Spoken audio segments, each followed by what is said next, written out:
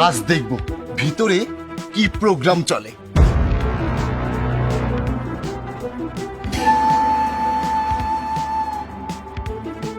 বুঝেছো বেবি, তুমি খুব কিউট। বেচারা মনে করেছে অল্প টাকায় খুব ভালো জায়গা পেয়েছে, প্রাইভেসি ওয়ালা জায়গা পেয়েছে। আসলে ও তো জানেই না এই জায়গায় প্রাইভেসি বলতে কিছুই নেই। তাড়াতাড়ি করো বেবি। ঠিক আছে। আচ্ছা, তোমরা যা ইচ্ছা করো, আমি পরে দেখব।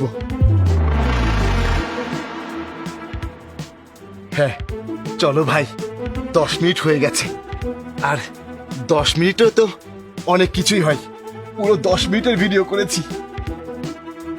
আমি তোমাকে বলেছিলাম না অনেক মজা হবে। আরে ভাই, আমাদের ব্যবস্থা আপনাদের কেমন লাগলো? ব্যবস্থা তো অনেক ভালো, কিন্তু একটু সমস্যা হয়ে গেছে, অনেক বড়। আরে ভাই, যেমন টাকা দিবেন তেমনই তো গুড় মিঠা হবে, তাই না? টাকা বেশি দিলে গুড় বেশি মিষ্টি হতো। হ্যাঁ সেটা ঠিক।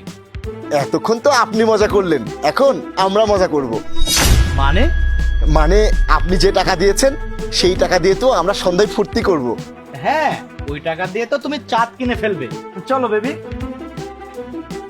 আরে বেকুব কোথাকার, তুমি তো জানোই না তোমার ভিডিও আমার ফোনে আছে।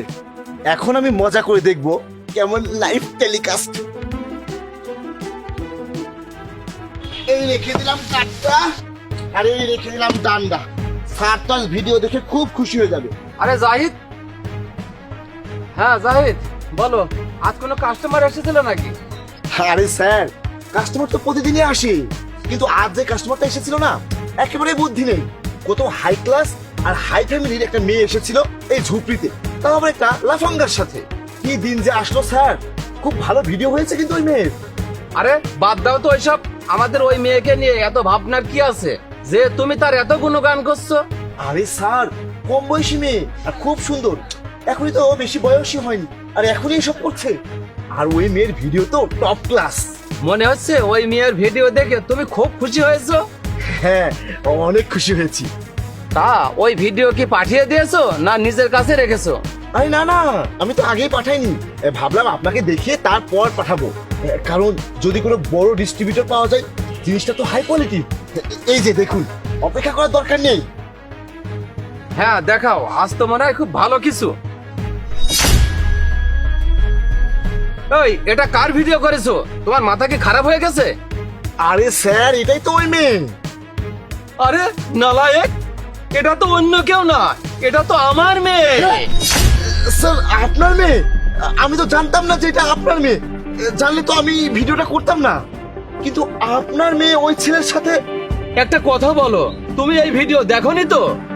না না স্যার, আমি ভিডিও দেখিনি, কিন্তু মেয়েটাকে তো আসতে যেতে দেখেছি। আর আপনি আসার আগে একটুখানি ভিডিওটা দেখেছি। আচ্ছা ঠিক আছে, এক কাজ করো, এই ভিডিও ডিলিট করে দাও, কাউকে পাঠিও না। ঠিক আছে স্যার, আমি এখনই ডিলিট করে দিচ্ছি। ভাগ্যটা ভালো ছিল যে আমি এখনো কাউকে পাঠাইনি, না হলে তো আপনার মেয়ের এই ভিডিওটা সারা দেশের লোক দেখতো, লাইভ টেলিকাস্ট হতো।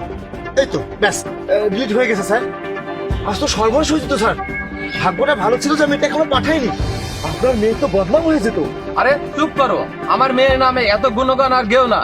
যা হওয়ার তা হয়েছে। আমি গিয়ে আমার মেয়েকে এখনই বলবো ও কলেজে যাওয়ার নাম করে এখানে কেন এসেছিল আর কি ধরনের ছেলের সাথে। এক্ষুনি যাচ্ছি আমি মেয়ের কাছে হিসাব নিতে।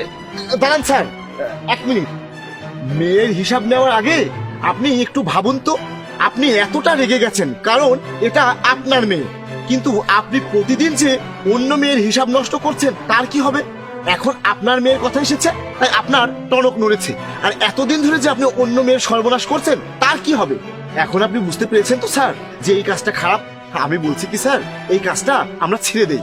ইমানের সাথে 2 টাকা কামাই করে খাওয়া ভালো, এইভাবে 4 টাকা কামাই করে খাওয়া ভালো না। আর এই টাকা তো থাকেও না, কাল মরে গেলে কি হিসাব দেব? উপরওয়ালা তো সব দেখছে। কথা তুমি ঠিকই বলেছো জাহিদ, আমরা দুজন অন্যকে নিয়ে মজা করেছি, তাই আল্লাহ আমাকে আজ এমন দিন দেখালো যে আমার সাথে আজ নোংরা মজা হলো। একদম ঠিক স্যার, এটা আল্লাহর একটা ইশারা আমাদেরকে শিক্ষা দেওয়ার জন্য। এখন আমাদেরকে এসব ছেড়ে দেওয়া উচিত স্যার, নইলে তো এর চেয়েও আরো বেশি খারাপ কিছু হতে পারে। এখন যান আর এসব ছেড়ে দেন।